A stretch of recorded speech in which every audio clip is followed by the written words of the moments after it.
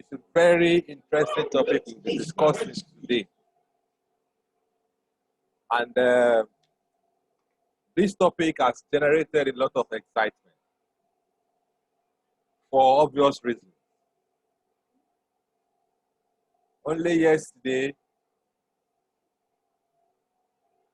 there was a virtual presentation of the Nigeria PR Report 2020,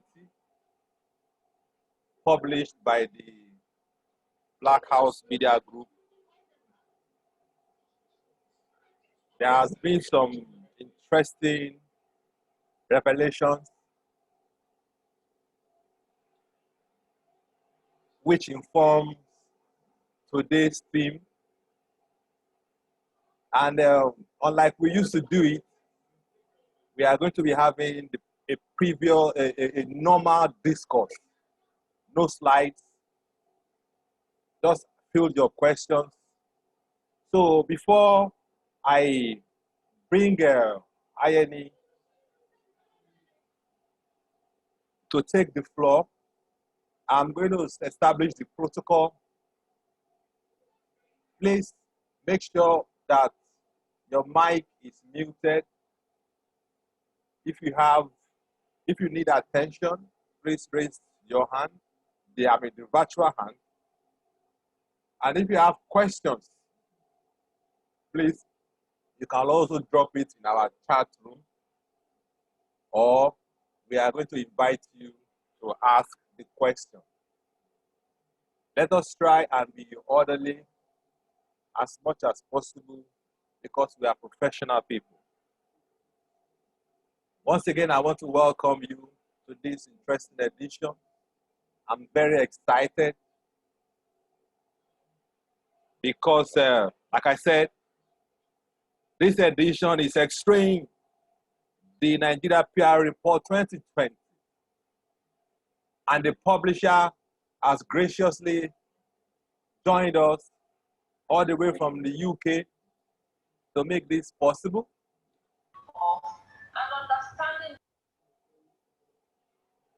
Quickly, his CV, his impressive CV is so intimidating. I'm not going to read all of it. I'll just mention some very brief, important, very, very important one that we should know. Ayeni is popularly called ATG. That is Ayeni the Great. He is the founder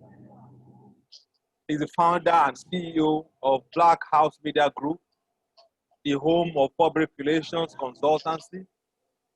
Under this group, we have the Black House Media, digital marketing and media company. We have that's ID Africa, a technology startup called Packard. These three companies are doing very well in Nigeria and the West African market. And the group MD is here to take our questions. Please, let's start fielding your questions. Ayeni, thank you for joining us. Thank you so much, sir. And please accept our congratulations again for the public presentation of the report. You know, it's caused a lot of excitement among the IMC community for obvious reasons. So to start, tell us about it, this report. Okay. Thank you so much, Mr. McMedal. Good evening, everyone. And I want to thank you for giving us this opportunity to be here today. It's my first time ever speaking on the NIPR Lagos platform. I know I was a panelist at the Abuja chapter for a session they had last year, but it's my first time participating in an NIPR session. So I'm grateful for the opportunity. I also want to recognize a lot of my senior colleagues and uncles and aunties that are here. I can see the former president of the Public Relations Consultants Association of Nigeria, John Igwese. I can see the president of APRA, Mr. Yomi Badejo Oku Sonya. I can see another PRCAN veteran, Mr. Muyiwa Akintunde, and a couple of other people here. I want to thank you for the opportunity. I will provide some background to why we do Nigeria PR report. My life story is a bit interesting. And at a very young age, before I was 17, I was faced with a crisis, whether to be a victim of my circumstances and complain and justify very rightly so why I could not make anything out of my life, or whether I should do something about it and convert that issue, that situation into fuel for the fire that I need to change my life. And I decided that I wasn't going to be a victim. I wasn't going to be a complainant. I was going to do all I could, realizing that the best form of revenge is to succeed in spite of everything that has happened. I was about 16, 17 and that has been my mantra and my motto all my life. I entered PR by accident. I was a journalist.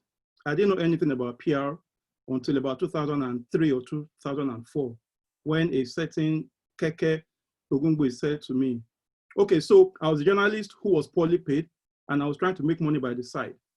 And I started doing artist management. And Keke Ogungbe said to me at the time that, young man, you write so well, I think you should be a publicist. In America, there are people called publicists. Go and read about them. If it's something you want to do, I will give you your first brief. And I went home that night and I'm like, I think I like this. And it helped me survive the last years of my journalism before I quit. So once I found that, I realized that this was what actually I should be doing.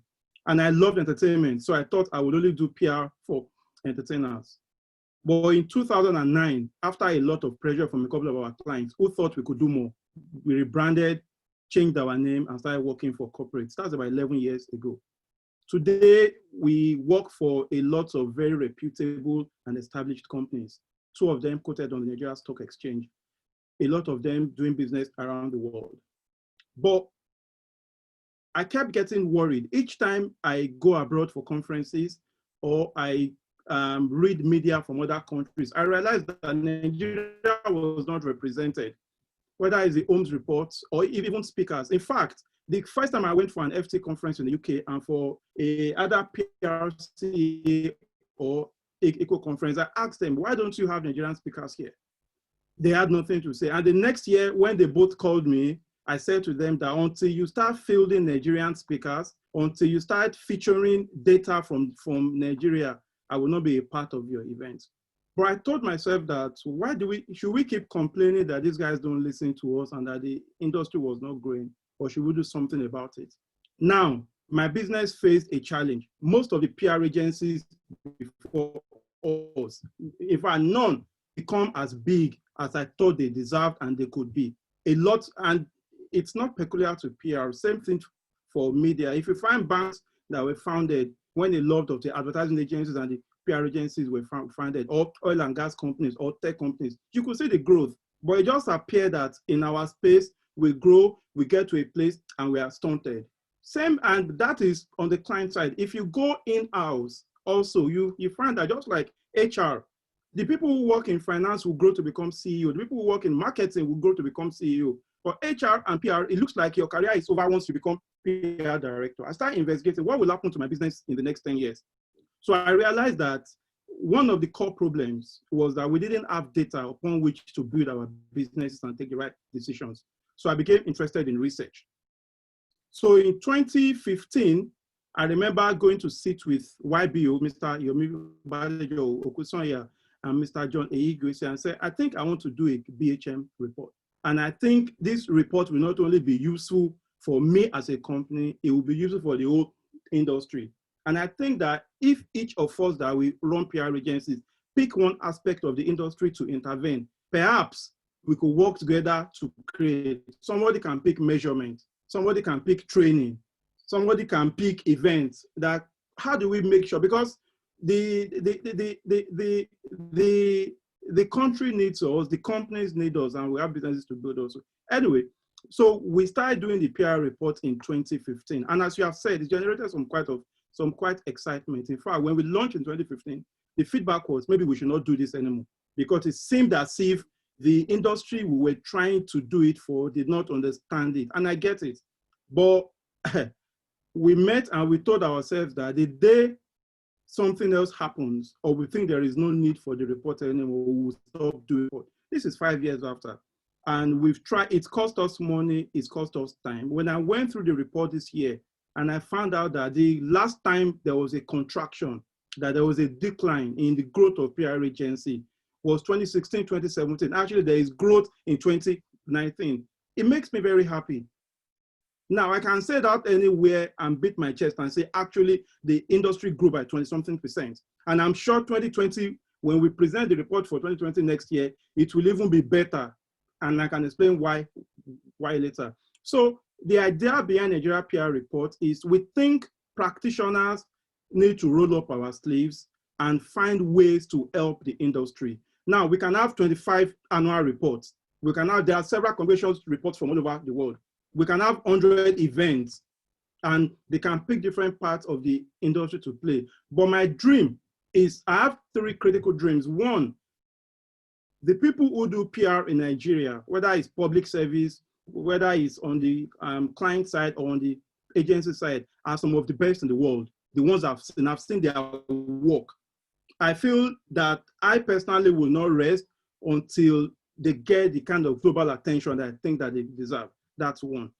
Two, I think PR deserves to be respected more, whether as agencies or those who work on client side or those who work in government. And until we make it look like a big deal, the bankers did it. Until we make it look like a big deal, it's not going to happen. Number 3, I do not suddenly want to be 50 years old or 60 years old and realize that the company I've spent all my life building is part of an industry that is worth only 10 billion naira. I want the pie to be so big that even if I have 0.2%, it's a big deal for me. And that's why we do what we do. And the PR report is not our only intervention. We publish something called the Influencer Compensation Report. The influencer economy has become so huge that we have a chance to play more in that space going forward, because we have entered the era of consumer-to-consumer conversations. The gate has been crashed. 20 years ago, there was a big barrier between the public and those that we work for. Today, it's been collapsed. We also publish the Influencer Compensation Report every year to also give an idea of what is working, what is not, how are they doing in that space. And then there's something called concept of virality, which we also published yesterday, which is to also say, hey, how do we break through the clutter? How do we even keep up? There's TikTok, there's Snapchat, there's Instagram, there's Facebook, there's Twitter, there's YouTube, there are so many blogs. How do we create the kind of communication that can break through the clutter and help our principals, our clients, ourselves achieve the kind of impact that we aim for? So these are 3 reports that we do annually that we're committed to doing, because we think that, number 1, it can move the industry forward. Number 2, it can inspire others to also embrace other areas of intervention that they are interested in. And number 3, it can provide some sort of PR for PR, if you know what I mean. So that's like an intro into why we do what we do. And I'm happy to take any questions that you have. But I'd like to announce also that also yesterday, we have now decided that, and this is also controversial, but I can live with it. When you hear of Miss Universe, it's always a contest done in America or in Europe, and they gather 500 people from all over the world, and they crown one person as Universe. When you hear of Miss World, same thing. Most times, these things come from over all the days that we celebrate, whether it's World Water Day or whatever, they are created for us. I no longer want to just be a part of a world and just be a bystander. I also think that we have a chance. We are 1 billion people on the continent.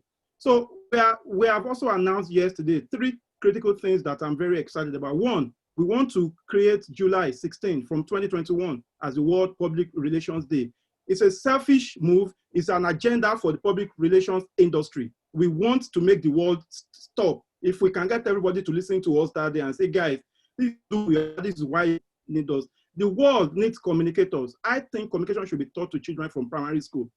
It's extremely important. So we want to set this global agenda for PR and comms that, guys, we can't move the world forward. Look around you. We have such a huge crisis of leadership, of economy, of all of that.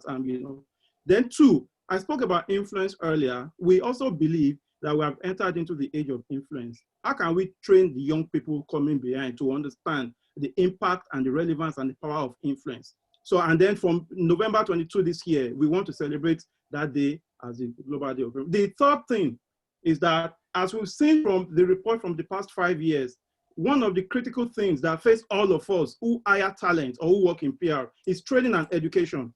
It seems like there's a disconnect between the supply and demand. I hire young people and I have to spend time retraining them. And I don't have the resource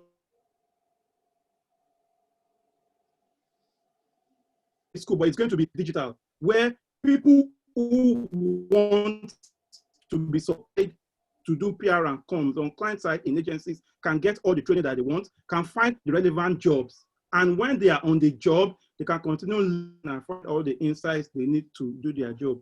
This is a follow-up of our 2014 experiment, which was called BHM app, which has database, you can pitch your content and all of that, So we want to play in a bigger industry. We think that the industry is growing, the industry can grow more, and we think that we have the resources to play our own part, so to speak. So thank you again for inviting me. I will drop my mic now and listen. All right, thank you very much, Ayeni. So while you are on, I noticed that we have some very big wigs, so I'm going to pause, with you a bit. We have the Vice President of the Institute, Deputy Controller Adekunle has joined us. We are very, very pleased to have you, sir. President of APRA, my Oga, Mr. Yomi Badejo Kusoya, my mentor, John Ehigwese, and everyone, by no means, everyone here is very, very important. I just wanted to let you know that we have these bigger boys, joining us today. So now, Ayeni, can you please just summarize some key findings from the report? Some key findings, key revelations from the report, aside the talents that you mentioned.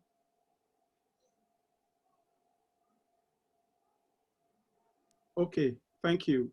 Something I find quite important is that actually, and just give me a second, I want to pull out.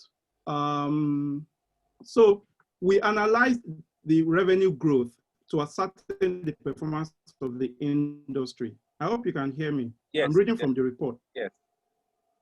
Okay, in 2015, 68% of respondents had reported that their revenue plateaued in 2015. And in 2016, 50% of them reported a decline in revenue, which was in line with the Nigerian recession at the time. However, in 2019, 71% of respondents indicated growth in revenue, and 10% reported a decrease in revenue. 19% said their revenue were the same as 2018 figures. This is a very, very important aspect that I like to say. So when I said in my speech yesterday that we are no longer the poor cousins of advertising, I work for clients where 10 years ago, advertising was the lead, where now they are listening to PR more. Digital marketing grew so fast that they were taking PR briefs. Most clients did not know the difference between PR and digital marketing. Today, a lot of people who work in PR departments on client side or who own agencies are doing digital marketing briefs very, very, very well. And if you check data from the report, most of those that fail, those are the core practice areas: social media, digital marketing, influencer marketing, and all of that. And that is the good. something I consider the bad is that unlike other parts of the world where more women work in PR, in Nigeria, 74% of the industry is dominated by men, right? And then a lot of agencies are not doing well. Now, I get this is also controversial, and I'll contextualize it. So, and it's from the data that we have, it's not that different from the media agencies, from the advertising agencies. Few agencies are doing very well. That's one. A lot of agencies are closing shop and not doing well at all. Then a lot of briefcase agencies are coming up. Clients are becoming increasingly reluctant to pay retainerships.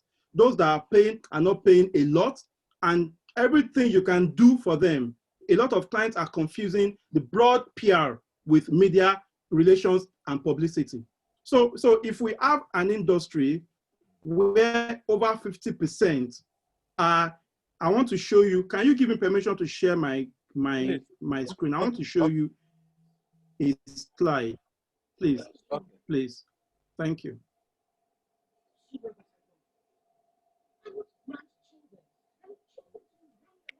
Okay, thanks.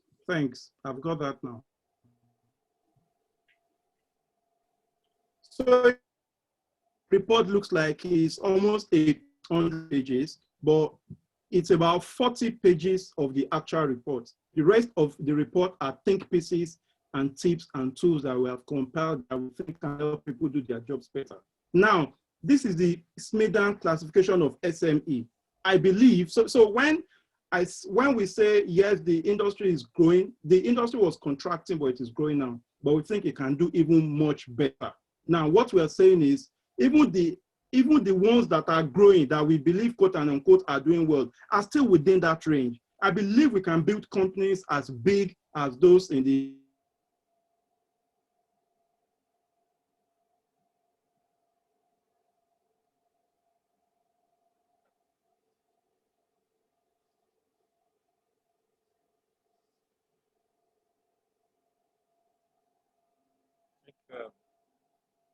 ATG, you are frozen. I think your network, your connectivity is poor.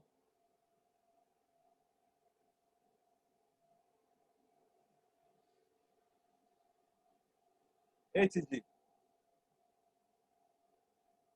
The financial sector, as big as those.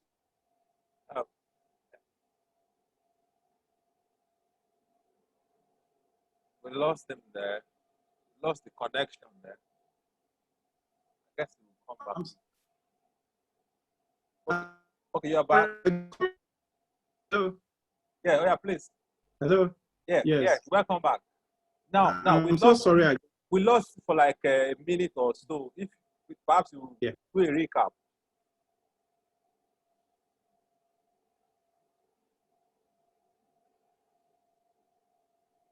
Okay, I can do a recap and just rise so I don't end up blabbing. The industry is growing, but we can contextualize with what is the objective of growth that we're going for. A few agencies are doing very well. Some of them legacy agencies that have been around for some time.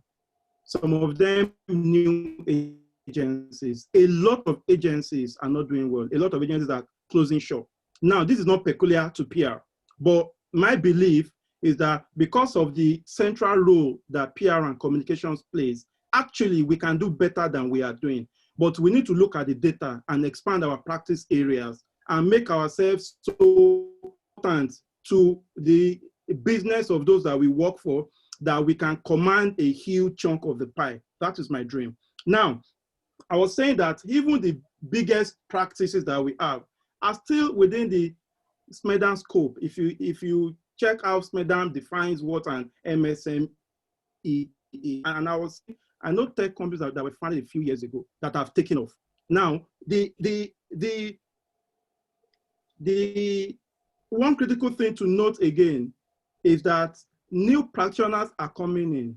Most of the people that we surveyed, and we surveyed, last year was the highest survey that we've had over, and it's still less than 200 respondents. Some of them PRCAM members, some of them NIPR members, some of them agency staff, some of them clients, some of them those who work in public service. Now, if I say it's around 200, it may look like, oh, just 200. But when we started 5 years ago, I am not even sure we had up to 100 respondents. It is also not peculiar to PR. Nigeria, it just seems as if we are not very comfortable with data and research and all of that, you know. But I know that if we didn't start 5 years ago, we wouldn't even have 200 respondents today. The plan is to continue to do what we are doing until we get to a point where we can beat our chest. The clients pay the consulting companies very well. You find out how much the big four are making from the same clients that we work for in Nigeria, and you are going to be shocked. Now they are taking digital marketing briefs, they are taking software development briefs, they are taking communications briefs, and they're not charging what we are charging. Why? They support work with data, with research. And when they present that work to the client, it looks so different from what we present. Now, the critical reason why the clients needed us for many years was media relations, why the client thought they needed us.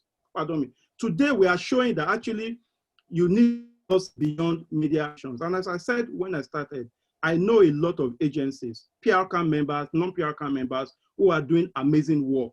And I know a lot of clients who are working with us to say, okay, how can we make what you are doing easier? So the industry is growing. It's not growing as fast as we want. Some agencies are doing well. A lot of agencies are not doing well. Some of them are participating in this research. That's why we can have this data. Most are not participating yet. Now, Rahim Akingbolu of this day said something yesterday that I took as something that can help us going forward. He said we focus a lot on the agency side. We focus a lot on the consultancies. Perhaps it's time for us to pay attention to those working in government, those in public service. That was remarkable. Because if you take a look at it, we are probably in the minority, those of us on the agency side. There are thousands of people who work for government, who need to get more respect, who need better tools, better resources, and who need to give us data from what is happening there, so that they can also use that centralized data to help their principals do. All right. So I have a question for you, and this one was from yesterday night from one of our senior colleagues. She says that there is so much in this report that demarcates the PR profession in Nigeria. I would like to know how empirical some of your claims are. What survey methods and what population sample did you use to arrive at the fact that 50% of PR agencies do not make up to 5 million in Nigeria? For a report that goes worldwide, this is not good for our image, especially those who have affiliations. I would like to know how you got to this. You got this data. Please. So over to you. Thanks. Can I go? Okay. So number one, we appeal to everybody to answer survey questions every year. We send this out. Last year we had between 160 and 180. I'll look for the exact figure, but it's almost 200 respondents last year. Now we do focus group discussions. So, and then we do an analysis of that. Now, BHM does not do the research. The first year, and you see, part of the job we do is to listen. The first year, we did this project end to end 100%. There was a lot of feedback. The most important feedback I took away was that actually you need a research company to work with you to do this research. From year two, we partnered with a company called Brent Consulting, whose owner ended up working with the Nigerian Bureau of Statistics. We worked with them for 2 years. This year, we are working with a company called Compass Insights, run by Dr. Adun Okukwe, who took us through the report on the today. So there are survey forms where we collect data from everybody. It's very anonymous. People supply data about their practice and what they know. And then we do this very extensive focus group discussions. And then we take time. This one took almost 6 months to analyze. And then we present. Now, it is presented as analyzed. So based on the data that we have. I must say also, and that's why I started by giving that example of the Miss Universe and Miss World. I look forward to the day. There are over 150 public relations consultation of Nigerian members. There are thousands of PR practitioners across the country. The survey response rate has improved every year, but we still have a long way to go. People are not, either are not interested or do not want to supply data. The same usual suspects we've had every year are those that we have had who believe that, okay, they need to fill this survey. The first group, this was the biggest one that we've had because people didn't have to come to a physical place. Everybody could join on Zoom. Unfortunately, due to confidentiality, I can't give you names of those that participated in the survey or those that participated in the focus group discussions. Finally, I'm not happy that agencies are closing shop or that clients are not paying well. If I give you an example of the market that we are in, why, as far as I'm concerned, I can understand the data that we're looking at, okay? The average retainership today for public relations that most of the clients believe that they need to pay is between 200,000 and 1 million naira. That is it. Now, we 10, 15 years ago, a company like BAT was paying their... We lost you. I said, take the figure again. I will take it again. I say today, the average retainership figure that most clients believe that they should pay is between 800,000 naira and 1 million naira. Now I'm saying this is a market where 10 years ago, BAT was paying their ad agency 45 million naira. So now that 800,000 naira to 1 million naira, I can guarantee you that not a lot of agencies even have it. Now, a company like MTN is one of the highest paying companies in Nigeria when it comes to PR, advertising, and marketing, and all of that. We don't have two like MTN as far as I'm concerned. And I'm talking about the formal structured sector. We don't have two.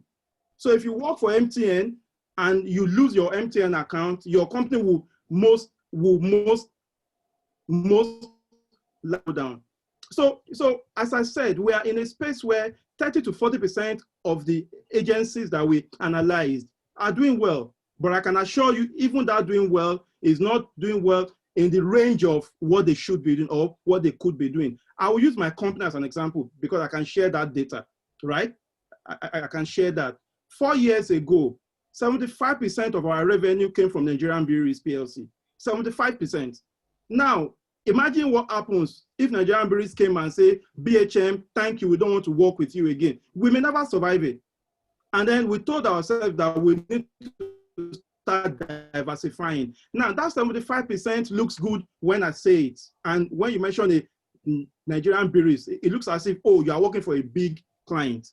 The consultants on this call understand how the Nigerian Breweries PR business is structured. So they can understand that really it's not the typical, now we decided to diversify.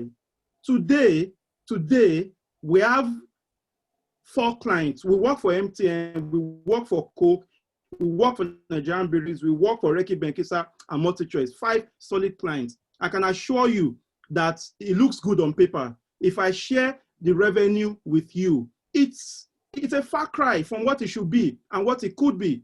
And I have friends who run ad agencies and I compare notes with them. I have friends who just buy media, who their job is just to buy media and I compare notes with them. Now, as far as I'm concerned, and I may be biased, public relations is the most tasking, is the most tough, is the most difficult to do all of this. It's extremely tough. It's a knowledge-based practice. We should command the actual significant fees, but we don't yet. Now, has it gotten worse? No. Is it getting better at the rate that we want? No. Is this, okay, so we work for CMC Connect works for Airtel, Chain Reactions works for Nine Mobile. Those are the 3 telcos. Which other telcos are there for all the others to work for? How many banks are paying a significant monthly retainership fee? How many governments work with agencies in PR can?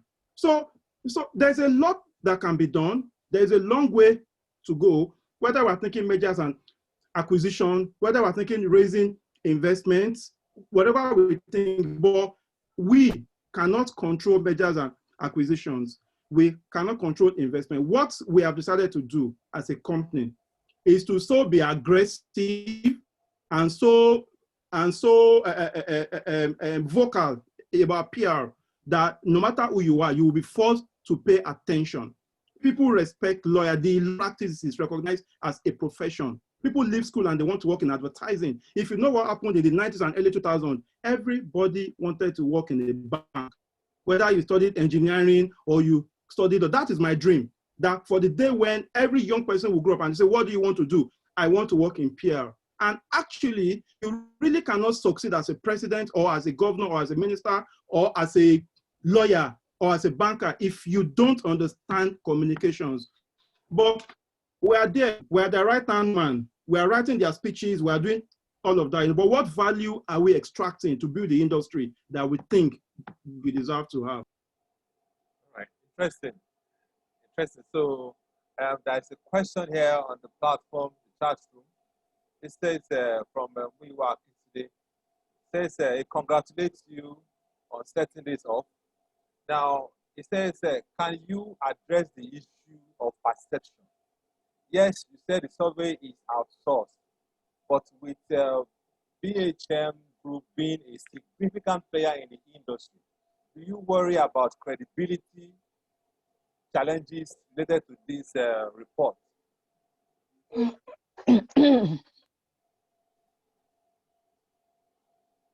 Thank you so much. Thank you so much. And thanks for the question, Mr. Muiwa Akintunde. So there are two types of people. There are the talkers and there are the doers. I just want to do. BHM has no business doing a report. It costs money, it costs us time, it costs us stress. I would rather use the resources we use to do that report to pay my staff better. We started this report because we thought it was necessary. In fact, the plan in the first year, and I was telling the president of PRCAN today or yesterday, that the plan in the first year was to start this report. And the first report was presented in participation with PRCAN. The former president of PRCAN is here, my Egbon JE. The plan was start this stuff, hand it over, move on. We were even happy to fund it.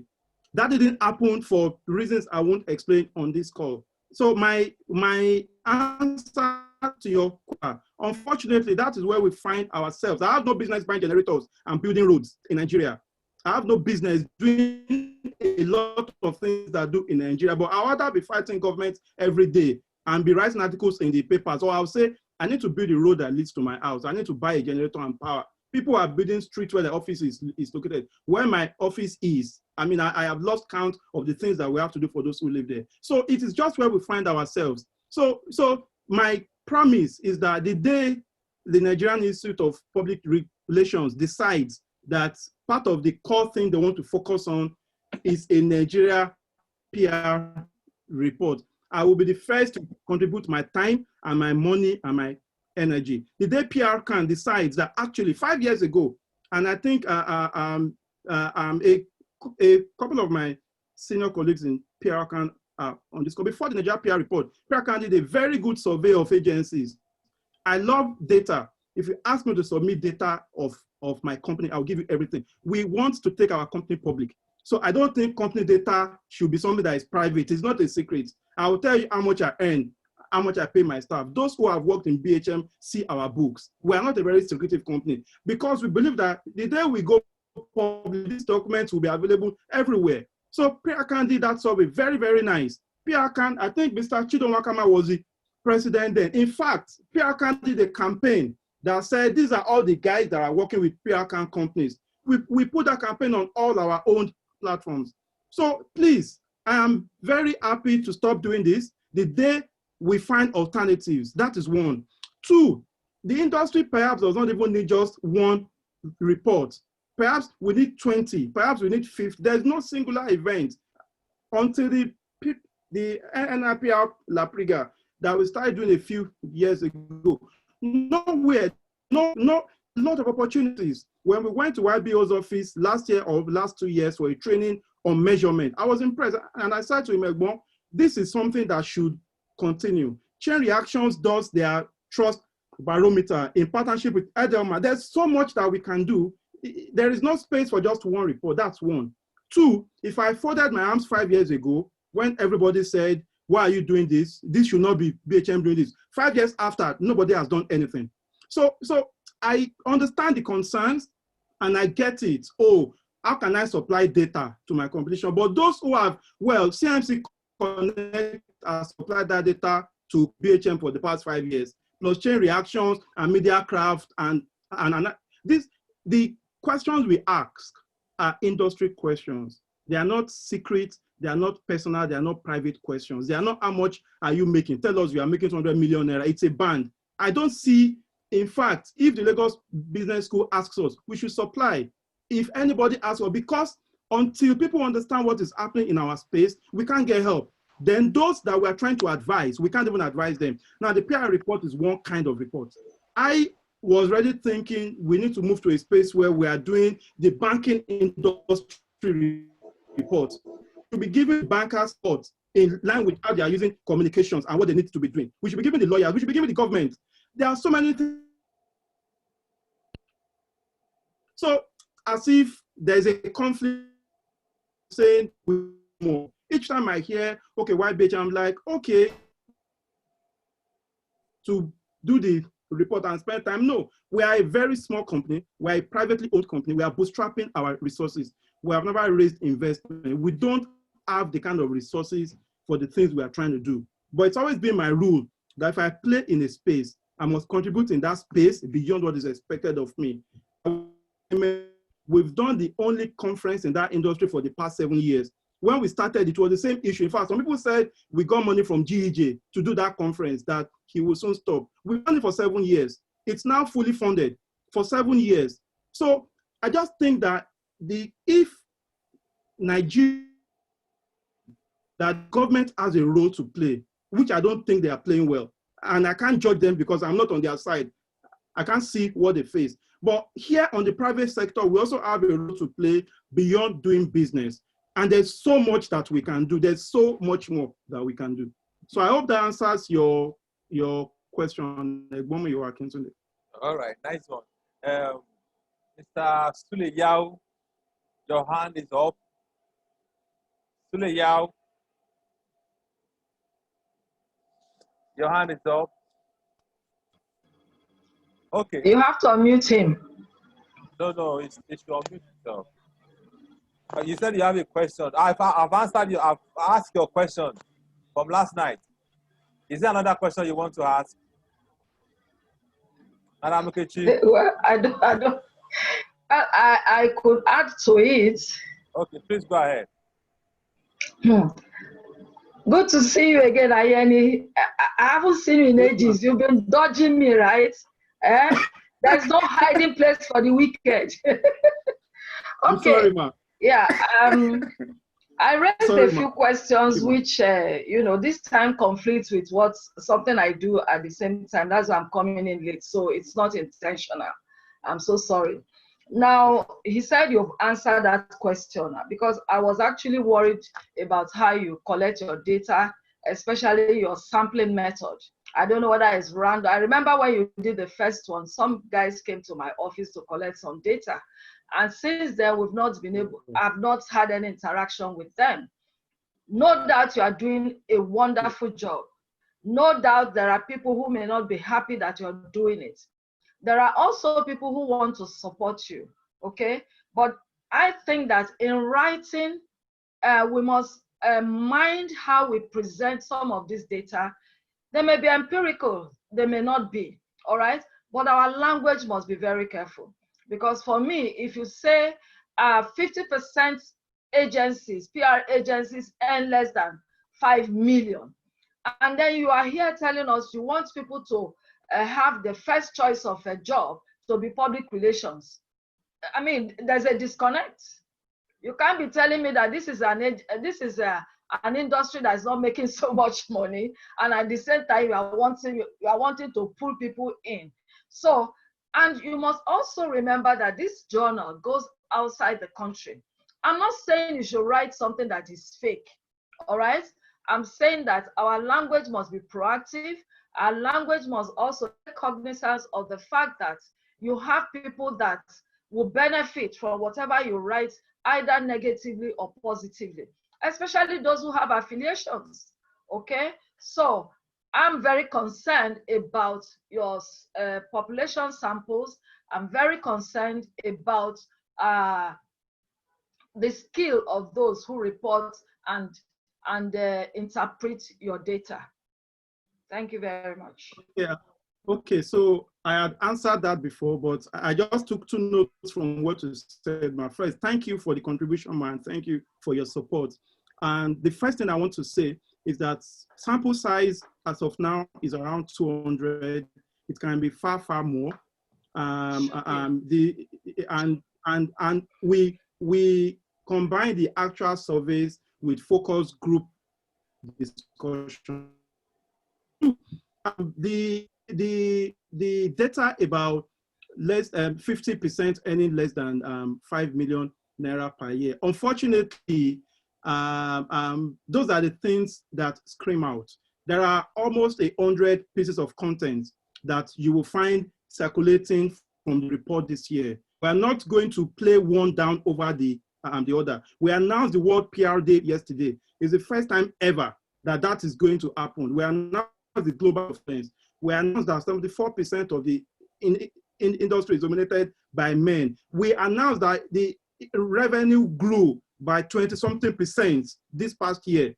There's so much. My own speech made bold to say that public relations now is doing better and supposed to do far better than even digital marketing, and that we are no longer the poor cousins of advertising. So I can understand when people come across one piece of content and react on.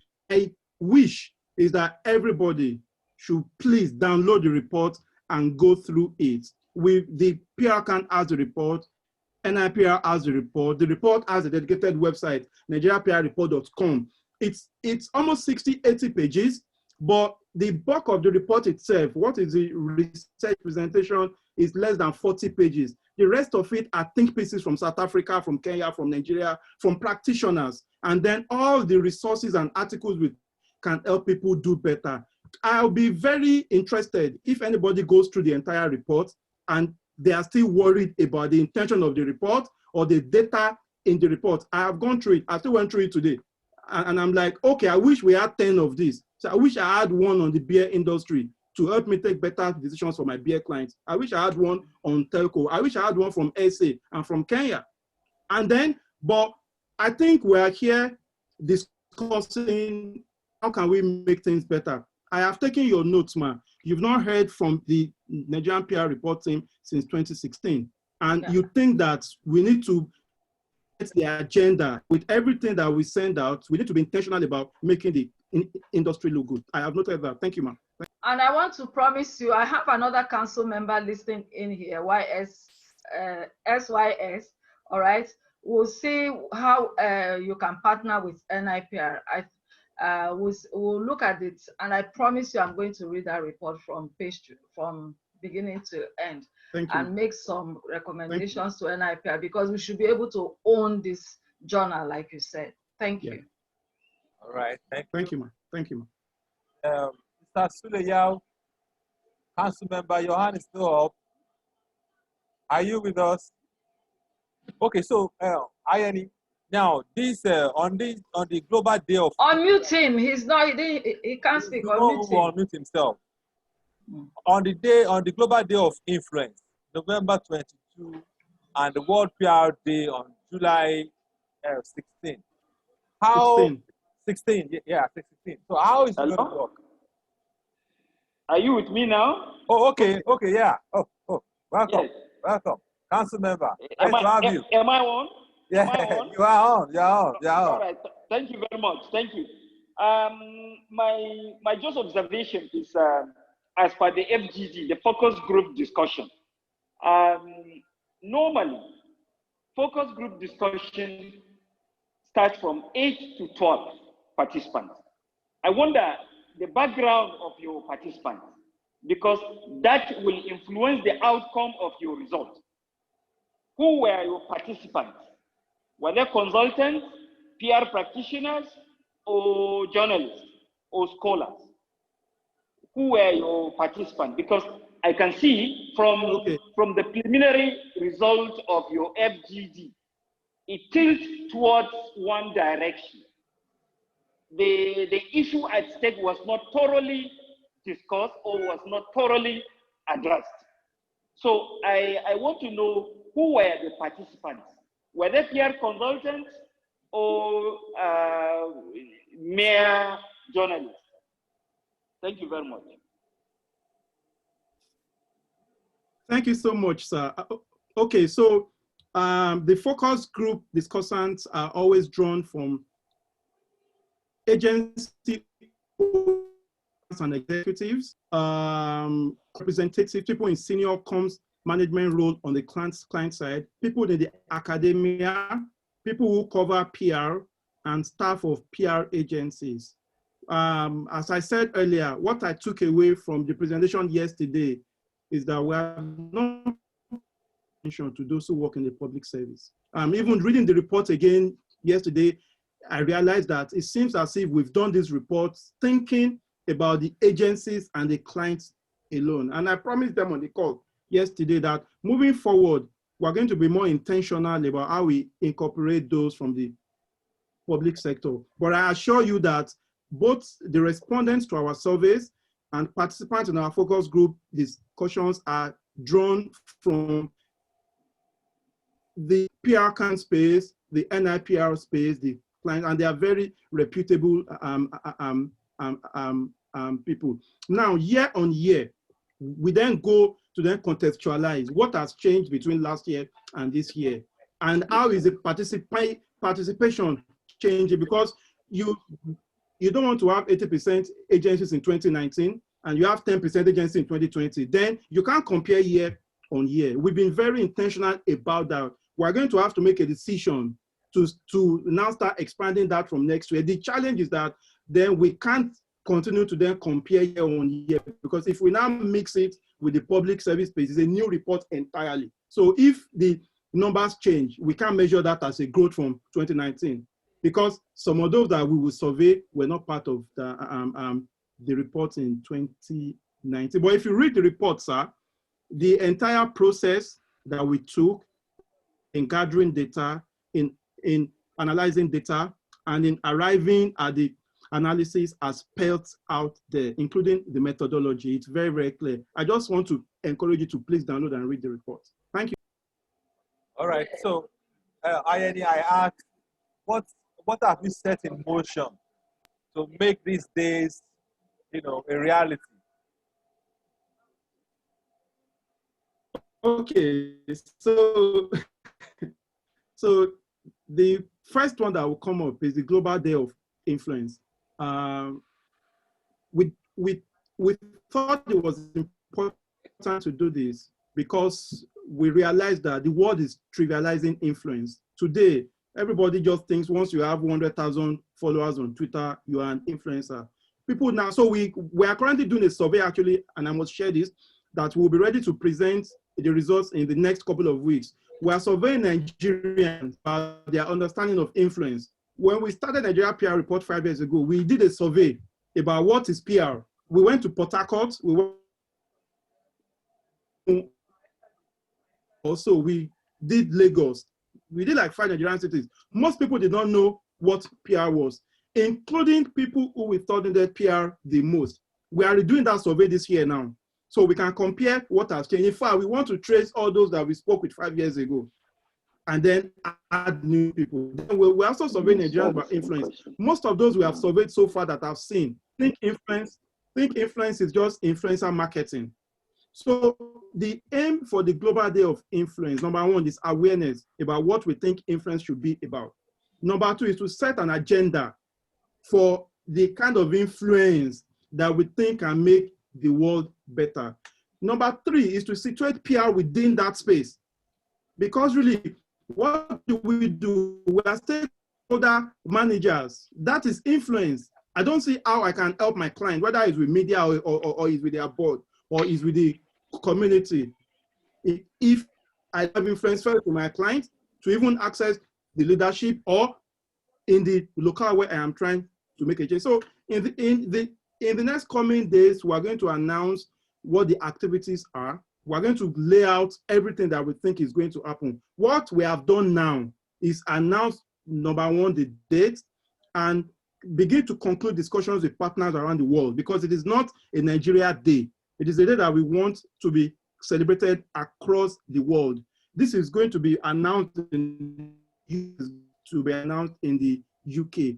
And we think, as NAB said earlier, that there is a chance will not do an event on that day. We just want to support everybody that has something to say, whether it's a think piece, or it's a seminar, or it's a conference, or it's a match, or it's whatever it is. But we think that from politics to business and governance and education, the people shaping our lives, I personally think that we have an opportunity to educate people better about who they should even listen to start with. So people have become very impressionable. We can't differentiate between what is fake news and what is correct news. We really don't know. It seems as if we are in an age where it's the guy that has the loudest. If you want to trend on Twitter, just go and say something provocative. So that leaves the guy who is doing the right thing stranded because it doesn't get attention. So we are going to start having those serious discussions around what influence means, what should influence mean, and what can we do to influence people to create a better world. Now, for the World PR Day in 2021, which will be on July 16, I said when we started this call, it's a selfish agenda. We want people to pay attention to PR. We want people to get to a point after a couple of years where you realize that you cannot, whether you are selling your wares on Instagram, or you are a multinational, or you are trying to run for governor. I actually believe that these things are being done. We are just not getting the credit. Or people, when it's time for them to determine to use PR, they don't even know where to turn to. They don't know the difference. And Jai Okpayemi shared that example yesterday of a flight that he was on with government personality and was introduced as somebody who runs PR. And the person said, oh, like this other person. And that person is a journalist. There's a very important role that journalists play in politics, in governance, in business, but it is not the same role as what public relations. I was a journalist, and I assure you, when I started doing PR, I was arrogant. I thought I knew everything. I was a journalist, I could write, I had contacts, but it took me a few years before I realized that I had to go. I went back to school to go and study PR. And it took me studying PR to realize that actually I didn't know jack. All I knew was how to write and I had contacts. In fact, you are aiming for a disaster with those two skills if you don't understand PR. So we think that we can bring PR to the front of a global conversation. Countries are going to war, democracies are failing. America is about to go into an election where everybody is thinking election might actually be mad, might be rigged. Almighty America, that's where we found ourselves. So, and then at the end of the day, I said it earlier, my dream is to increase the pie. I don't see myself playing in banking or playing in oil and gas or going to play in aviation. So my dream is to have PR practices as big as Zenith Bank in Nigeria. My dream is to have PR practices across 21. My friend from South Africa, Modieyi, the CEO of Magna Carta, they are in 21 countries in Africa. The company was founded by two women. They built, they sold, they exited. That company was bought by TBWA. They are in 21 countries. My dream is for PR practitioners in public service to become permanent secretaries and ministers and governors. My dream is for those on the client side to be able to become CEO of agencies, of the companies where they work. If you're in PR, once you become the PR director, your career has peaked. I'm open to correction, but I don't know a lot of PR people who have become CEOs of banks and all of that. And guess what? We are also subject matter experts. People like to look at us as if I need them when I need PR. No, I don't see how MediaCraft works for InterSwitch, I think. CMC works for Airtel. I don't see how they can help those businesses if they are not subject matter experts. The amount of reading that we have to do, the amount of work that we have to do, we not only know PR, we know the industries that we work in. And the manager also work for the clients. Why are we not getting all this opportunity? Because the prestige that needs to be there is not there. Now, don't get me wrong, it's better than it was 2 years ago. But it's not where banking was when I left school. When I left school, even if you had the first class in engineering, you wanted to work in the bank. Everybody. The bank, what the banking has a core role in the economy, I don't think is more important than communications. In fact, I think that without good communications, the bank, I don't care what that industry is poised for disaster. That. Thank you, Ayeni. All right. So far, so good. Thank you very much. There is a question here. It's rather a long one. It says, as a budding PR agency or practitioner, how do you build goodwill and reputable media relations you can leverage on in servicing clients? That's one. His second one, from the same person, is building as you go an option, especially if some clients aren't comfortable with learners rather, need proof of work and want years of experience. Is building as you go an option? Okay, sir. Thanks, Segun Johnson. I will take the first one.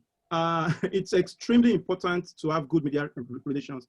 And I dare say that Nigeria is one of the easiest places in the world to build good media relations because our media system is not structured the way America and Europe is structured. We are not a pitch-based media space. The way you get your stories in the media in Europe and America is totally different from the way you get your stories into the media here. I won't say more than that, but you need to build those relationships and it's easy to build, but you can't even succeed in PR if you don't care about people. I say it all the time, we're in a people business. So we're not trying to use the media to achieve our aim for media relations for our clients. We're trying to work with the media to understand if your friend is a reporter, what does his editor want or our editor want? What will make them get promoted? What will make their paper or their blog sell and get traffic? We have to find a way to add value. So I say it all the time that you are trying to help your principal and your client. You're also trying to help those who are your channels. Even if you own the paper or you own the Twitter page, if you just post spam and post nonsense there, nobody will consume it. So you must care about the media. You must care about them to invest enough in building a relationship. Part of what worked for me when I started my career was that most of the guys that I needed to get my job done were my friends. I will call them and insult them on the phone. I will ask after their wife. They will come to my house. I built my business on that relationship. I still have it up to today. Now, talking about learning as you go, I just said it that I didn't even go to PR school. I was a journalist who arrogantly thought he knew PR, and I started becoming a publicist in 2006. It was a year or two after that I realized that I had to go to school. So your clients also, you have to invest in that relationship up to the point that they believe in you. Now, creativity is not taught. Nobody will teach you how to be creative. Nobody will teach you punctuality. There are basic things that endear a client to you that even when you make mistakes, they will still work with you to fix that mistake. If you have that, even if you don't have the best experience yet, I assure you that the clients will work with you to achieve what they want to achieve. But very importantly is that if you are thinking as a PR agency, you don't have to do the job alone. I prioritize hiring right. We've poached people from banks, poached lawyers and all of that. I will pay anything for the right talent. So you may not even be the best guy. The fact that you are the practitioner or you are the manager in charge of PR or content doesn't mean that you have to be a Superman. Who are the guys that you think have this skill? What resources do they need to do that job well? If you check the report this year, one of our core problems I forgot to mention is talent flight. Once people get to middle level position, they are off to the client side because we can't pay them well. They are off, or because the entry barriers are so almost non-existent, they've left to go and find their own agency. 5 years ago, we decided that we want to pay what our clients pay. The mission for me is that I will not rest until I pay what my clients are paying. In fact, I want to pay more. And we took it one by one. We first said, what do the advertising guys pay? We did a survey, we found out what advertising pays. And I told my guys, let's match that. By year 3, we had matched that. Where we are going now is that, guys, how can we pay what our clients pay? So that most of the guys that left PR, our brightest minds that will be in senior management today, most of them are heading PR and comms on the client side. Or most of them are running, so we're all running small companies. Look at the consolidation in the bank. It helped the banking industry. So if you don't have the best of skills and you are starting out, you must understand, as you're hiring an accountant and your HR person, you must say you're better off having one staff who is like the best in class than having 4 people that you're paying 20,000 naira each. I hope that answers your question, Sean John. Okay, so that's good.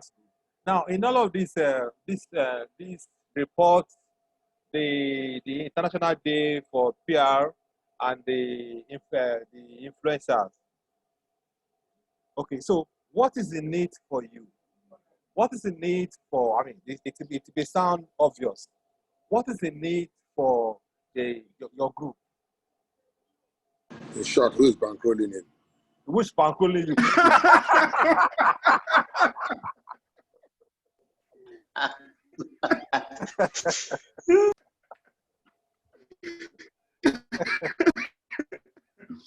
Okay, so there are three things in it for us, and I've said this from day one.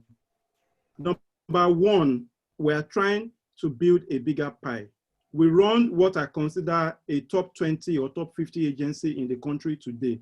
If the value of the agency moves from 1 naira to 10 naira, even if we have only 0.5%, our 0.5% is worth more at that time than it is worth today. So I am unapologetic about the fact that the bigger PR gets, the bigger my business does. That's one. Two, I am very interested in research and data.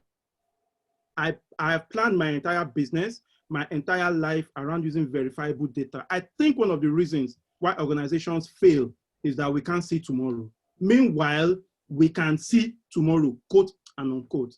So also, it is also a proactive means to protect my own business and the industry I work in from failing. Three, if you're an ecosystem person, I doubt that you will not do well. Our business has profited a lot from all the selfless things that we have done, from our media business, this I spoke about earlier, as the relevance it has given us is unbelievable. So it's difficult to take money you can use to buy a car and be doing a conference or do a report because there is no immediate tangible return. But I wrote for This Day for 2 years for free. I was staying in Akute. This day was Napa. And I was going to This Day 3 days in a week, and I was writing for 2 years for free. Now, it looks stupid on paper, but that transformed my entire career, So it is not new to me to do things that may look like it doesn't make sense, but I know what I'm sowing and I know what I am going to get back in return, directly or for my industry. In fact, the story of This Day is so interesting that I had applied to work in Punch after I left Encomium. And came that I failed test.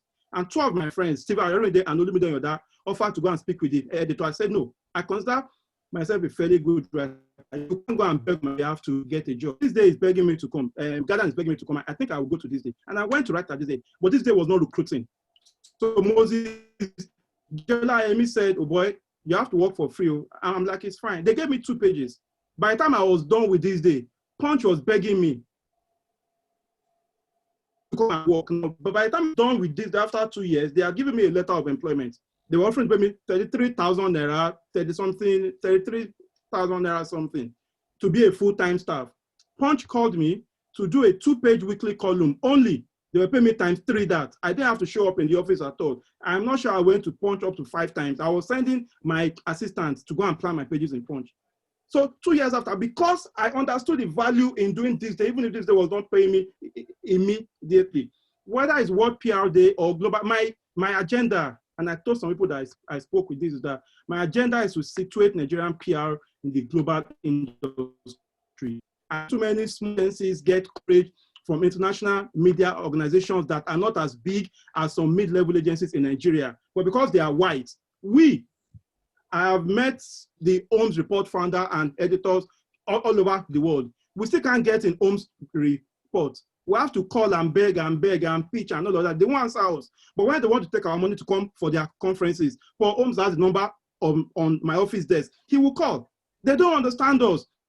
We are black. We are here. My dream is to get to a place where we can play in that space in the mainstream. They are not better than we are. In fact, the situation we work in, most of them cannot work in the Nigerian environment room. And you see, when Nigerians go abroad, they end up doing better.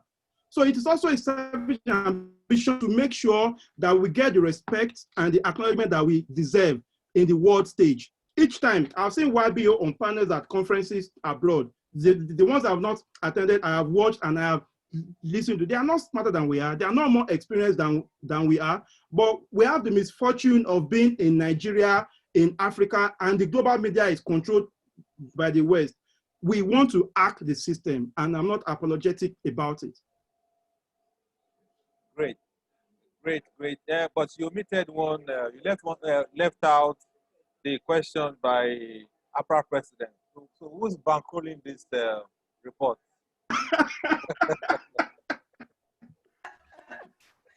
Oh my God. I want to share this, and I'm going to put Mr. John Igwese on the spot. I think he's still on the call. I can say someday we were in chain reactions that just moved into their new office in GRA. So Jaye Okpaimi invited us to be there to have drinks. Jay was there. My former boss, Akari of Encomium, was there. I can't remember if YBO was there. And Jay said to me that all these things you are doing now, you are doing it because you are not paying school fees yet. That you are going to realize very, very soon. I laughed. I almost fell off my chair. I'm fortunate to own my business 100%. I'm fortunate that I'm very minimalistic. I haven't bought a car for myself in the past 10 years. My needs are very basic. BHM has never paid dividend. Everything we've earned, because I didn't start the company with a kobo. Everything we've earned has gone back into the business. And part of our growth strategy is to make our industry bigger. So it is actually an investment. That's why I keep saying it is selfish. It is not selfless. It is actually an investment into the industry. So perhaps when my kids start to university, I will take Jay's wisdom and say, okay, wow, maybe. But right now, my kids are young. My needs are very, very basic. I don't really, and I am not under pressure from investors and shareholders. Not also that it may sound nice and cool when I say I have not bought a car in 10 years or we have never shared dividend. It is not selfless. We are building the company to exit. We want to do an IPO. We want to be the first Nigerian communications company to do an IPO. That is the dream. If that's my dream, why am I bothered about sharing dividend and all of that now? So that is our own strategy. I share these things, as I said earlier, because, sir. I mean, isn't it contradictory? You said you own your business 100%, and you are still saying that you have not paid dividend. So how is it that you are not paying yourself dividend? So let me explain how, and I can explain that, and I've learned that over time. Agencies or businesses choose the model that they want to work with. I have CEO friends who pay themselves very good salaries, and the company doesn't pay them anything else. And every quarter they take their dividend. Whether you own the company 100% or not, the way we are structured, I should earn dividend. BHM is structured as if I report to the owners. Deloitte has been our auditors for almost 4 or 5 years now. We do everything as if we want to follow best practice. Okay, so depending on how you choose, some people don't pay themselves at all. The company just pays all their bills. Some people pay themselves a small pay and take their dividends. Some people pay themselves well and take dividends. Our dream is to get to a point where we do some sort of private placement, and we then say, okay, those who have worked with us, I have a very committed team. Some of them have been with us for 7, 8, 9 years. My dream is to make sure that when it's time to go into the market, even they can plan their own exit. But the fact that you are the principal holder or in the company doesn't mean you cannot structure. I should be rich by now, if BHM had been paying me dividend, we broke even by 2012, 2013. We were a profitable company. But I would have been rich at the expense of the company. A lot of the things that we are trying to do now, the company will not be in a position to do it. I will be rich and I'll be giving the company money. Where it is now is that I still look up to the company for my allowances and my salary. I am on a salary and my salaries and all of that. But as I said, it may look like a sacrifice, but it's just my own strategy. I have a friend, he's not on this call, who does the opposite. He has a partner, he works in PR, he has a partner. Each time they make a profit, they share their profits. He can't own less than 20 houses in Lagos. I don't own one. Each time they make a profit, and his own is Oga. Each time he comes to my office, he would laugh at me. You have so many staff that you don't even know their names. That's not my own dream. My own dream is that I was poor. I don't want to go back to property. This my company is a way, and I'm like, his model is valid. I pray it works for him. My model too is valid. I pray it works for me. At the end of the day, I don't think it's a zero-sum game. So, you are very, okay, I think Jay wants to say something. Don't let Jay ask anything, please. No, let him say something. Jay. Well, good afternoon, everybody. Ayeni the Great, since you decided to put me on the spot, I think it's only fair. I think it's only fair that I defend myself. I don't have a clear recollection of that discussion you alluded to, but I think I need to make the context very clear. And if I did make those comments, it was not in any way to suggest that your priorities were misplaced. I think I need to put that on the record. As somebody who's had the experience of paying school fees, and I mean school fees, while at the same time growing a business, I can relate to some of the things that you are saying. So let me put that aside. Now, I also take the point you made about your attitude towards your ownership and the way you remunerate yourself. I can relate absolutely with that. I can say that I'm in a similar circumstance. I do earn a salary. There are certain perks and privileges that I enjoy as the owner of the business, but fundamentally, I see myself as an employee. With regard to remuneration. And that's why, and I think that's a very important strategy to adopt. If you have very ambitious growth objectives, if you really want to grow your business, you have to have those kinds of structures in place. But again, that's I just want to make that comment quickly. Now, I've not had the privilege of reading your recent report, so I don't think it's fair to comment on the report. But I can make some general comments. The first thing that comes across to me, which is indisputable, is your passion. I mean, it's quite clear they're very passionate about the business that you do, about the growth of the profession, and about making your mark. I like the passion. I really appreciate that, and I think it's something to be commended. So that's a good one. There's obviously, now let's speak generally about the reports. There's obviously a gap in the industry. I mean, you made several allusions to the importance of data. You can't plan if you don't have data. Unfortunately, we work in an environment where reliable empirical data is not a very common currency. And so I can understand that pain point where you want to be sure that you are contributing your bit to gathering data, especially with regard to the industry in which you operate. So that's a very laudable objective. There's obviously a gap, and whereas your report may not be perfect, I think it does fill that gap somewhat. Question to ask yourself is, between what you have and nothing, which is the better choice? So if you come from that perspective, you'll appreciate that you're making quite a considerable amount of sacrifice. And I say that advisedly, amount of sacrifice to make the industry better. I also take the point about trying to bake a bigger cake so that, metaphorically speaking, you get a bigger share. That's understandable. So thank you for what you're doing with the report. I have my comments and reservations about some aspects of it, but I think that generally what you're doing is positive, aggregately positive, and a positive contribution to the industry. One quick point I just want to make very quickly is that I think it's important in future reports of this nature that we make a distinction between income and revenue.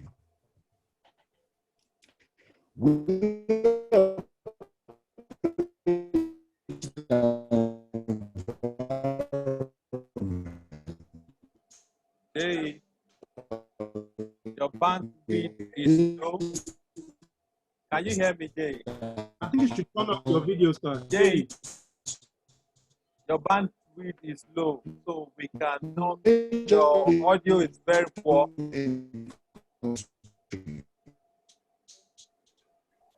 Jay, so I'm going to mute him because we can't hear what. Yes. Okay. So, I mean, what do you have to say about? You want to comment on what he said? My takeaway was something it said I think is very important. It said it's nice for us to distinguish very clearly between and note that we should not assume that people who can understand what we mean when we say income or revenue and all of that. You know, and I know. Thank you. All right, Chido. Yeah. Okay. Yeah, you have the floor. The floor is yours. Good evening, all. Good evening. Hello. We are with you. Good evening, all. Yeah, Mr. Ayeni, I'd like to commend you for keeping at it. Yeah, I am one of those who has been critical of part of it. I've also been full of commendations. So let me start with the commendation. It is good that you have kept at it for 5 years. I think that the industry now needs to come together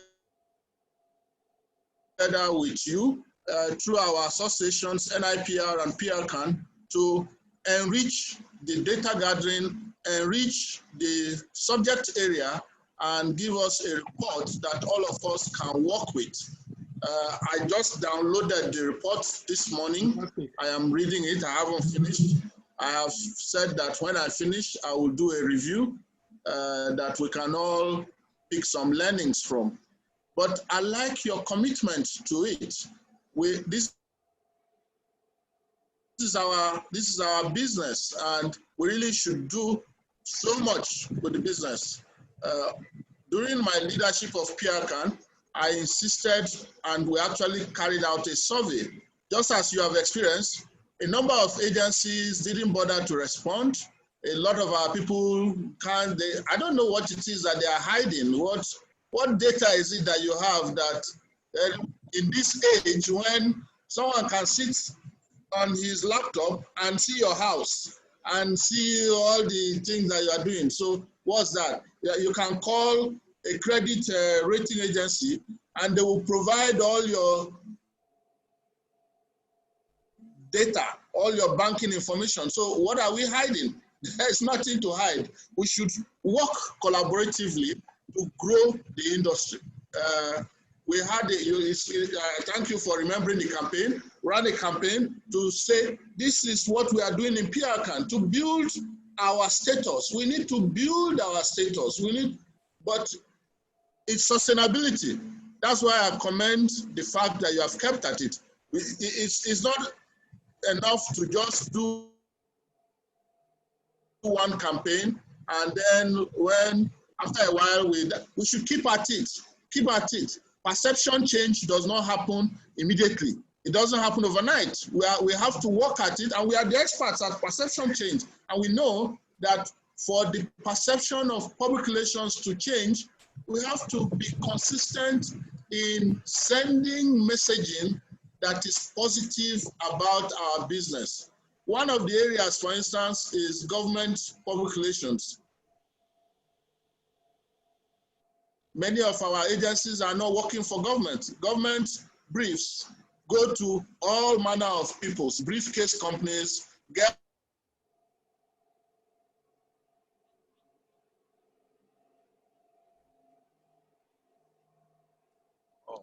I can't hear him anymore. I think we lost him. think it has issues. Yeah. Okay, so there's a question here. It says, well done, Mr. Ayeni. What is your opinion about international agencies encroaching in our space by pitching and winning indigenous businesses?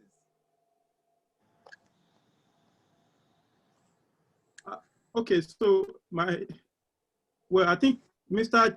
Chido is still speaking. Okay, is it If back? you can unmute him. Yes, Oh. he's back, and I think he's. I have to unmute himself. Chido, I think he's concluded himself. I think they are done talking. Okay, that's fine. Okay. Okay, thank you. So, well, my opinion will be my opinion about international companies taking briefs in Nigeria. That's my opinion, and I don't think my opinion should matter. I think the law is clear.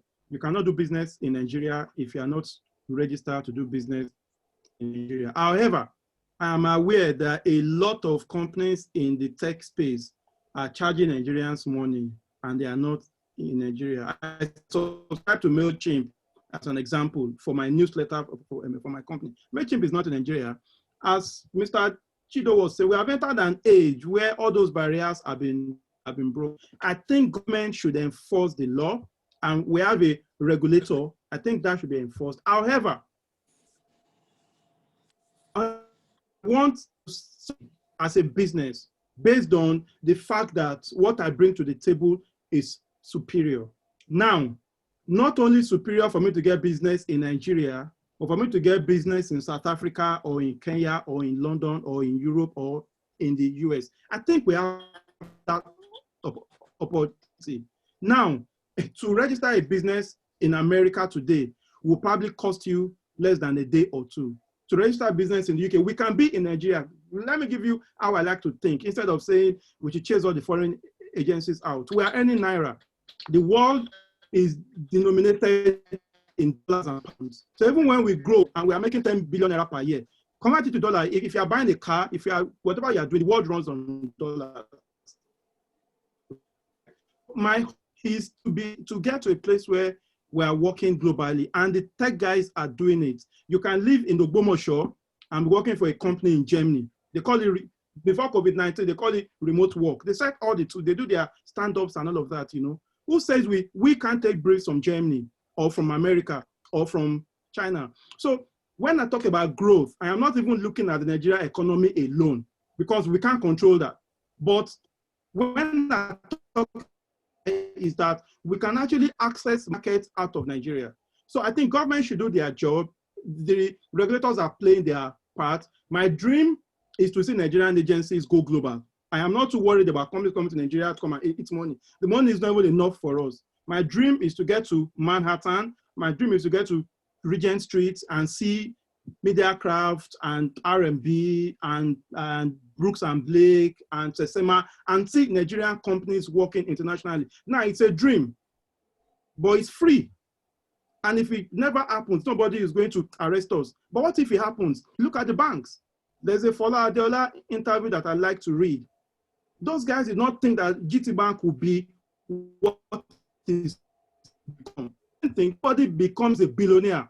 Nobody builds a multinational, not even Jeff Bezos, thinking from when they were 16 that it was possible. They have doubts in their mind somewhere, but they keep working at it. But the scale of the dream will determine the kind of investment they raise, will determine the kind of company they run, will determine the kind of ideas that they do.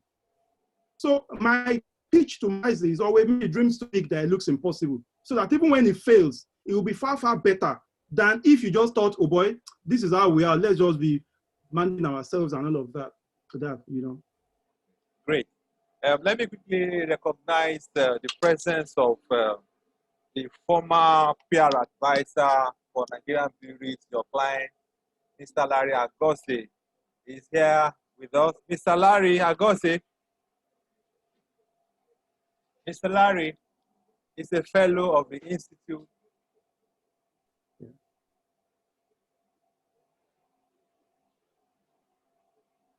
Madam Mete Agbegbe is also here. Okay. So there's a question here on the chat room. We are going to wrap this up in the next 15 minutes or thereabout. So please, guys, if you have questions, okay.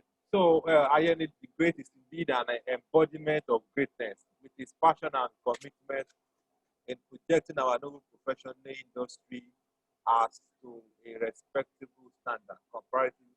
No, okay, it's not a question. Sheol, you have a question? Basharu, you have a question all the way from Germany? I think it's just to speak to what Mr. Ayeni, the Great, talked about. And I was taking notes while he mentioned everything. And one critical thing I think we are not doing is that Nigerian PR environment is not data-driven. So having this kind of report at this time, I think is laudable, and it's something we need to continue to do. So then the other part is when you talked about the PR agencies, the big ones, the 50% taking the major chunk of the big companies, and then the rest are left for the crumbs, you know, are left with the crumbs, and this is becoming, so now positioning, and you mentioned the HR not getting to that position of the CEO, the PR not getting to the position of the CEO. What can be done, you know, to make sure that we get to that key decision-making mechanism of the organization? So we just don't continue, because at a point in time when I was working in Nigeria, all we do is receive brief. And I think most corporate organizations in Nigeria only see PR agencies as media relation agency. And then you talked about digital marketing, software development. You can't survive in Germany if you are only doing media relations. Germany is a technology-driven country. So for you to survive here as a PR practitioner, you need to know your onions. You need to know what you're doing.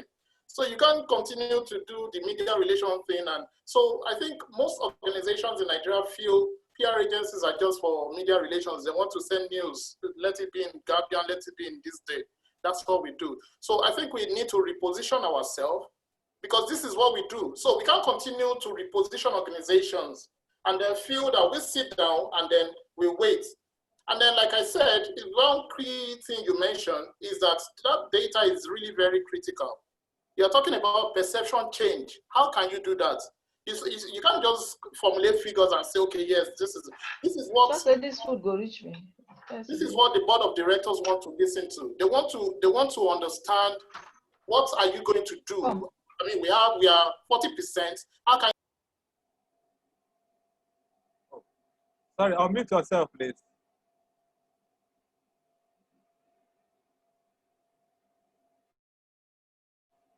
Sheol, unmute yourself, please.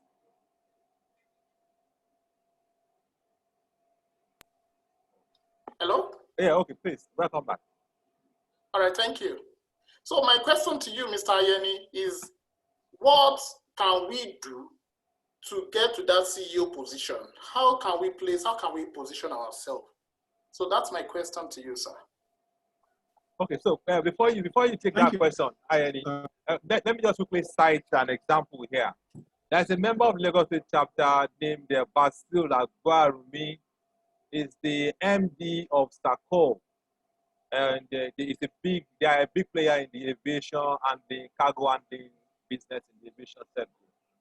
He was their general manager, and when there was that vacuum, and he was now asked to act, and was now promoted to be the substantive MD of that company, and is on record that within 6 months or thereabout, it took that company to the stock market, and they are doing very great. So please, you can go ahead and take Sheol's question. How can we do that provides context for my answer. A lot of times we need to be prepared for this opportunity. My advice to PR people is to not just be PR generalists, but to understand the subject matter. If you work in MTN or you work at, you know, Unilever or P&G, you have to understand the opportunity will come. My own prescription is always, number one, the way I'm building my own career. What am I trying to achieve? Who are all the people that have done it before me? What did they do? I want to surpass it. So if the current MD of my company became MD after he finished an MBA at Harvard, it's on my paper that whether I'm going to sell my car or sell my father's land, I have to go to Harvard.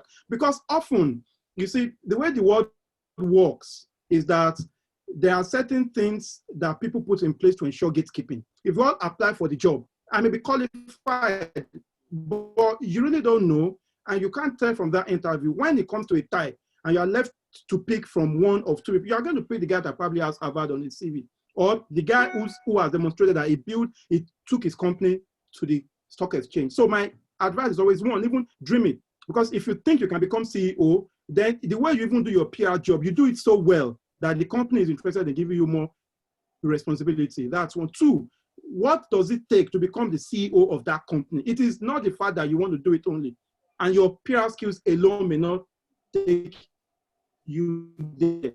What is that company looking for? Number three, start early. A lot of us get comfortable in our jobs. It happened to me when I was in the media. I spent 2 years extra on my job, not quitting, because I was comfortable with the things, the perks I was getting, right? So a lot of us get so comfortable that we think 10 years is still far, 15 years is still far. So what we want to do in 2030, today, we've lost a day. So a lot of time, you can't start preparing to be CEO when you are 47 years old, when you are 50 years old, and you'll be there for 9 years. You have to understand from when you are entering. So I'm focused on young people. And as you are starting your career, these were the mistakes that I made.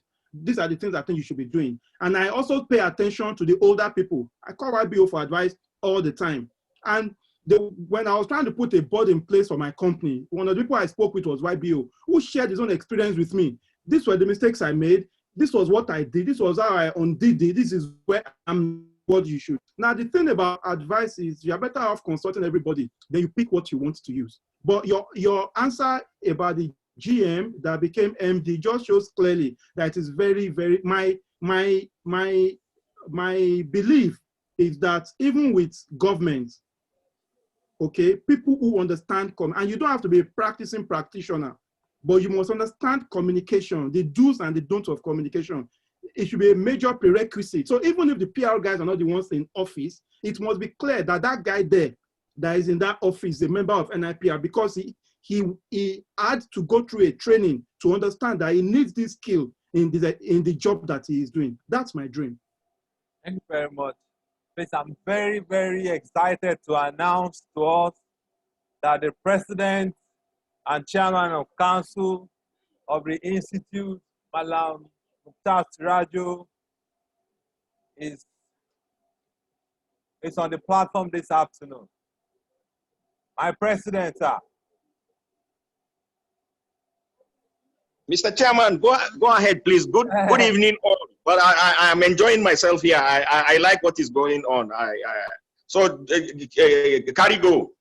No, I have to do that, sir, so that you will not dismember my membership. I cannot see my boss online and not recognize him. Your membership is cast in stone. Thank you very much, sir. Nice to have you. All right. So there's a question about brown envelope. Sir, before taking him, Ayeni, please, maybe you have to make some remarks. You joined us sometime about last week or 2 weeks ago. We didn't have that opportunity to welcome you. We would like for you to tell us something, sir. Is that me? Yes, sir. No, there isn't much for me to say, but I am happy to be here, and I am being educated, seriously, and I mean it. I don't mean politics. I'm enjoying every second that I've been here. Thank you very much. So, Ayeni, there is a question on brown envelope. Did the report also address the notion by the general public that PR is all about brown envelope sharing, souvenir gifting, and so on? Did the report say anything regarding that? Okay, so the 2020 PR report does not say anything about that, but I advise the person that asked that question to please download the first 2 editions. We talked about it extensively. In fact, it caused cautions when they came out. But I can share my understanding and opinion about so-called brown envelope. All over the world, there is consideration in relationship building. Whether you are sending a card or a wine, or you are paying a courtesy visit, or you are sending a souvenir, that's one. It is not peculiar to Nigeria, that's one. 2, the idea of giving journalists money didn't just start today. It didn't, and nobody, and that was my point. I wrote a think piece in 2015 when we first launched the report. Nobody should blame those in PR. In fact, they say that people in public relations are keeping the journalists, a lot of them, in employment. So I have worked as a journalist, so I can see both sides. My salary when I was in Encomium was 10,600 naira. It was so bad that my rent was 60,000 naira. I had to take a loan from the office to pay my rent. This was not 200 years ago. This was 2004. It was a poorly paying job. Now it's become worse now. And I just told you that I worked in this day for 2 years, and it was even a privilege for me to even have those pages to do.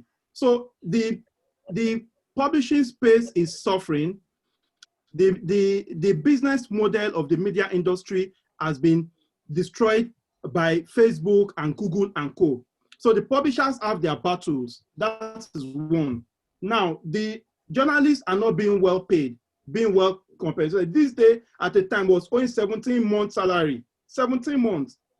So my thinking, and is the advice I give to and is what we embrace in BHM, and people can find out, is that one of my critical stakeholders are journalists. And what I do is I make sure that I have an ongoing relationship with them. I don't pay to publish stories.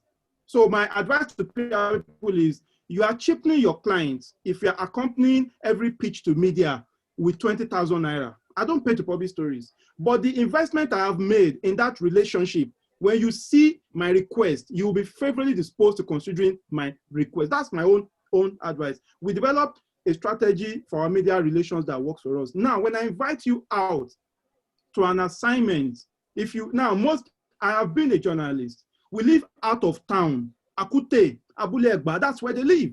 And the clients don't care. The client's office is in Lekki. The client wants them to come to Lekki. Now, this guy has not earned a pay in the past 2-3 months. How do you, even if it takes Okada, you have an idea of how much it's going to cost him, even if it takes a bus. So it's either you're putting them in an Uber or you're providing for their transportation. So you can call it brand envelope and make the journalists look like they don't know what they are doing, or the PR guys as if they are corrupt. But my rule is that communication is about stakeholder management. If you go and practice in America, you will understand the environment and create your practice around how that culture is. If you come to practice in Nigeria, you have to understand the peculiarity. Now, having said that, PR has also changed. Now, there is a matrix we use now for PR that I think everybody that works in PR needs to embrace. And it is not new. We didn't create it. We borrowed it from the Barcelona principles. It's called PESO. PR used to think that all we had to do was earned media. Now, there's paid media is legitimate in PR. You just, when you do your reporting matrix about the work that you have done, you just have to show paid, earned, shared, and owned. So, because guess what? If you want to put your client story on Bella Naija, you are going to pay. I'm sorry, that's not brown envelope, but they will charge you 120,000 naira. If you want an influencer to create content for your clients, you've got to pay.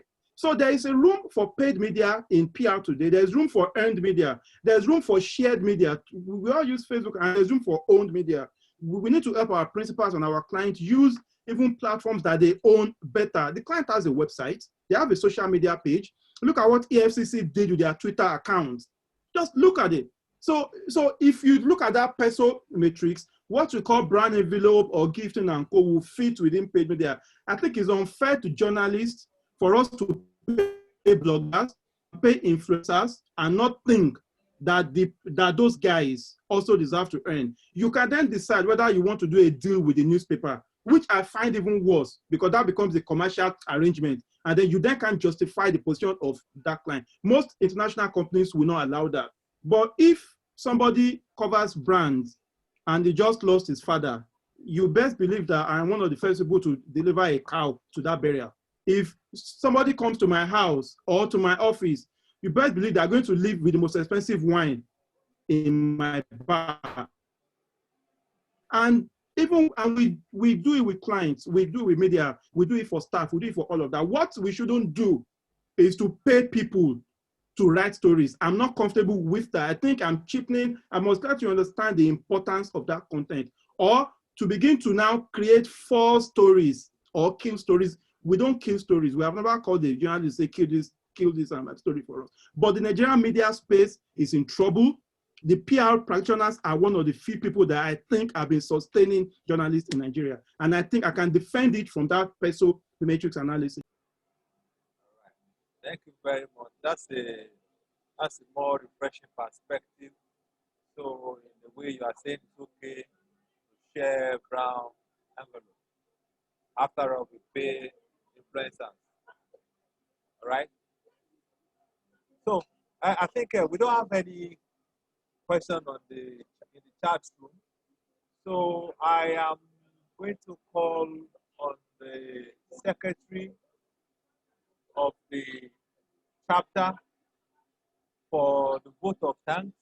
It's been interesting, having this conversation with Ayeni the Great. And I believe that you answer all the questions. We are very glad to have you. Selma Oko, thank the president. Thank you, Mr. Chairman. Right. Thank you, Mr. Chairman. Thank you so very much. I've learned a lot as well. Like the president said, he has been writing, and he has been enjoying himself in this discourse. I would like to appreciate the presence of the president and chairman in council, the vice president and vice chairman in council, ESCO members, council members here present, past president of the institute. I saw Mr. Mazi Michael Kereke earlier. I don't know if he's still here. I could also see Mr. John Iyigweze, the past president of PRCAN. Also, Mr. Chido Mwakama, Mr. Yomi Badi Jogunsoya, Mr. Muiwa Akitunde, our guests, and my professional colleagues. Thank you for being part of this. Ayeni have said a lot. They have defended the PR report that he has uploaded online for everyone to have access to. I would say kudos to you because you have always been passionate about PR, about NIPR moving from where we are to be documented. At least everyone should have references to things that we do. When I could remember this morning, I was having the conversation with one of our senior colleagues on the report, and he was asking, who are the sources? And I was just citing the contributors, like the chairman who was also one of the contributors, and Yomi Badijo. He said, who are the sources? And I had to go back because I was still going through the report. And I also cited, and he said, in fact, that we need to encourage Ayeni in all he's doing, to make sure we have a better report and we are well perceived, like Madam Kechi Ali Balogun said, that she's scared of the report because since it's going global, we have to be careful, mindful of the words we use. I've read some part of the report. I've not really digested everything, but we thank you. You and your team has always been here for us. You said that you have not actually been physically involved in NIPR, but I know you have always been involved. Remember my visit to your office and we had a chat about some issues.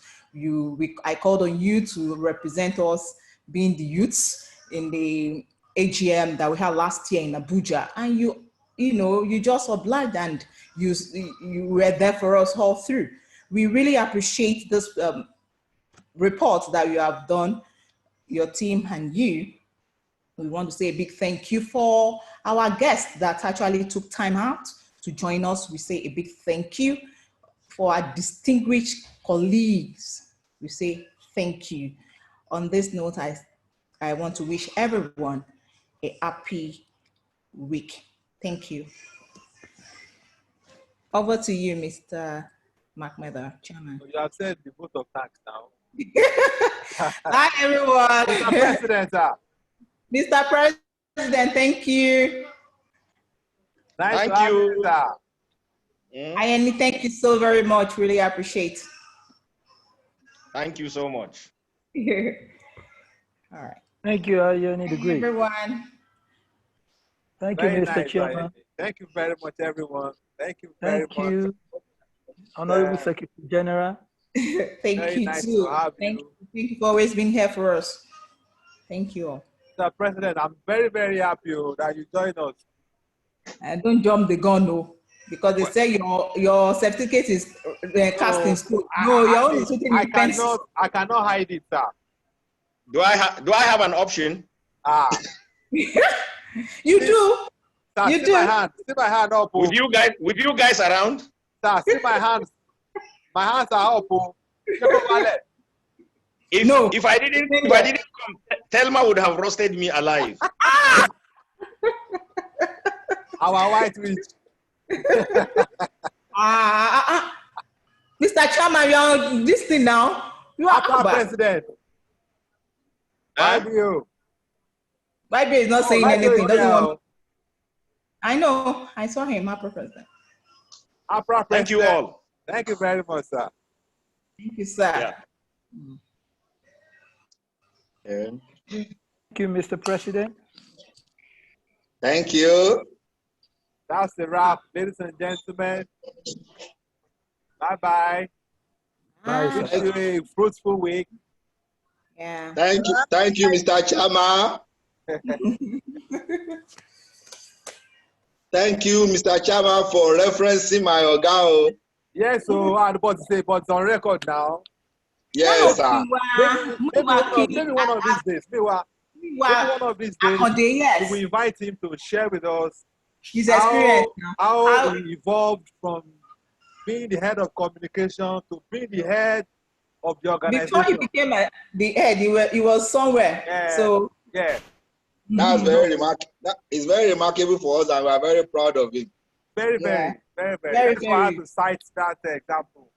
That we can, if we know the business, there is no stopping us. Yeah. If we know the business. So the preaching of the management function is already on here. Yeah. I think we can ask you to develop a case study for us so we can learn from it. That would be fine. We can do that. We can do that. Yeah, we can engage him. Maybe he'll be our guest next week. Yeah, that would be fine. Yeah. Madam Thelma, have a great week. And you too. Bye, everyone. Bye. Chairman, you have said bye more than how many times? Just wait till you can